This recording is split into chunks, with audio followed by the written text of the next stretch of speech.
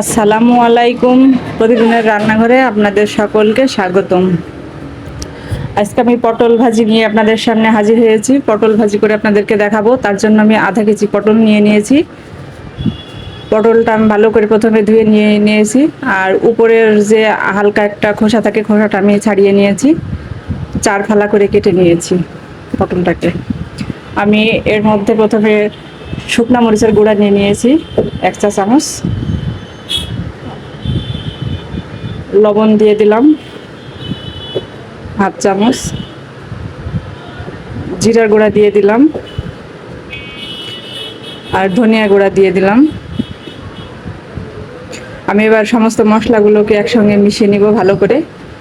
আর এর মধ্যে আমি হলুদের গুঁড়া দিয়ে দিয়েছি, এটা ভিডিওতে আসেনি। হলুদের গুঁড়া নিয়ে আমি ভালো করে পটলটাকে একসাথে এর সঙ্গে সবগুলো মিশিয়ে নিয়েছি মশলাগুলো। আর আমি ফ্রাই প্যানে সরিষার তেল নিয়ে নিয়েছি। এর মধ্যে এবার পটলগুলোকে আমি একে একে ছেড়ে দিব। তেলটা যখন গরম হবে সে অবস্থাতেই দিতে হবে পটলগুলিকে। পটলগুলো আমি দিয়ে দিচ্ছি। আমার পটল বেশি হয়ে গেছে, এজন্য ফ্রাই প্যানে একবারে আটবে না, আমি 2 বারে দিয়ে দেব। আমি 2 বারে ভেজে নেব পটলগুলিকে। আমি একটা একটা করে পটলগুলোকে ফ্রাই প্যানে ছড়িয়ে দেব, যাতে সব পটলগুলো ভালো মতো নিচে ভাজা হয়।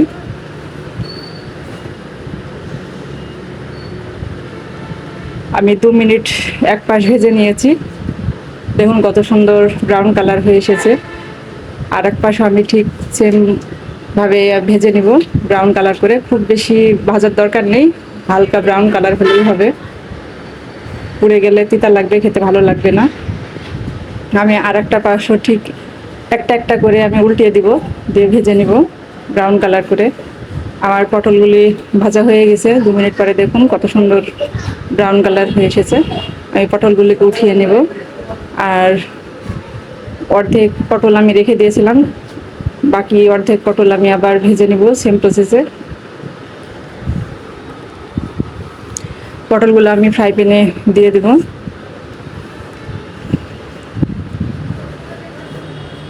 আমার পটলগুলি সব উঠানো হয়ে গেছে। এবার পটলগুলোকে 2 মিনিট রেখে ভেজে নিতে হবে। আমি হাই হিটে রেখেছি। হাই হিটে রেখে আমি পটলটাকে ভেজে নিচ্ছি।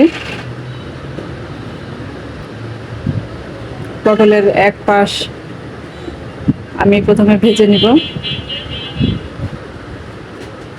পরে উল্টিয়ে আর এক পাশ আমি ভালো করে ভেজে নিব। আমার পটলগুলি ভাজা হয়ে গেছে। আমি পটলগুলোকে এবার উঠিয়ে রাখবো আর একটি পাত্রে। আর পটলগুলোকে বাগার দেওয়ার জন্য আমি ফ্রাই প্যানে কিছুটা সরিষার তেল দিয়ে দিলাম। সরিষার তেলটা একটু গরম হয়ে এসেছে। এর ভিতরে আমি পেঁয়াজ কুচি করে রেখেছি, 4টা মাঝারি সাইজের পেঁয়াজ দিয়েছি, আর 4টা কাঁচামরিচ ফালি করে কেটে নিয়েছি। আমি পেঁয়াজ এবং মরিচটাকে হালকা ব্রাউন কালার করে ভেজে নিব। আর আমি এর মধ্যে দিয়ে দিলাম গোটা জিরা দিয়ে দিলাম হাফ চামচ মতো। গোটা জিরা দিলে পরে খুব সুন্দর একটা স্মেল বের হয়, এই কারণে গোটা জিরাটা আমি দিয়ে দিলাম। জিরাটা প্রথমে আমি ভেজে নিব, ভালো করে ভাজতে হবে, কিন্তু পুড়ে ফেললে হবে না। আমি এবার পেঁয়াজের সঙ্গে মিশিয়ে নিলাম, না হলে জিরাটা পুড়ে যেতে পারে, আর পুড়ে গেলে স্মেলটা নষ্ট হয়ে যাবে। আমি জিরা এবং পেঁয়াজটাকে হালকা ব্রাউন কালার করে ভেজে নেব। আর যখন একটু নরম হয়ে আসবে পেঁয়াজটা, এই পর্যায়ে আমি জিরার গুঁড়া দিয়ে দিলাম। সরি, জিরা না, এটা ধনিয়া গুঁড়া। আমি ধনিয়া গুঁড়া নিয়ে নিলাম, আর হলুদের গুঁড়া দিয়ে দিলাম। যেহেতু আমি আস্ত জিরা দিয়ে দিয়েছি, এই জন্য আমি এখন আর জিরা গুঁড়া দিব না, আমি ধনিয়া গুঁড়া দিয়ে দিলাম। আমি এবার মশলাগুলোকে ভালো করে কষিয়ে নিব।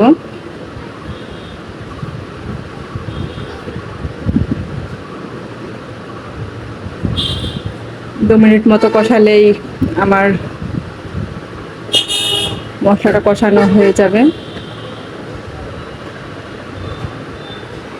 আমি নেড়ে চেড়ে ভালো করে মশলাটাকে কষিয়ে নিব, না হলে নিচে পুড়ে যেতে পারে, যেহেতু এখন কোনো পানি নেই পেঁয়াজের মধ্যে।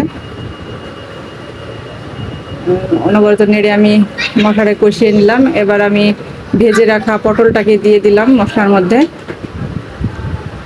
আমি এবার ভালো মতো মিশিয়ে নেব একসাথে পেঁয়াজটাকে, যেন প্রত্যেকটা পটলের গায়ে মশলাগুলো লেগে যায়।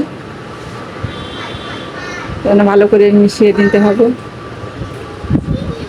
পটলগুলো আগে থেকেই ভালো করে ভাজা ছিল, ওই জন্য খুব বেশি আর ভাজা লাগবে না। পটলগুলো আমার ভাজা হয়ে গেছে। এবার আমি পটলগুলোকে অন্য একটি পাত্রে উঠিয়ে নিব। আমি অন্য একটা পাত্রে উঠিয়ে নিলাম। দেখুন কত সুন্দর লাগছে, লোভনীয় একটি রেসিপি। আমার এই রেসিপিটি যদি আপনাদের কাছে ভালো লেগে থাকে, তাহলে আপনারা আমার চ্যানেলটিকে সাবস্ক্রাইব করতে ভুলবেন না।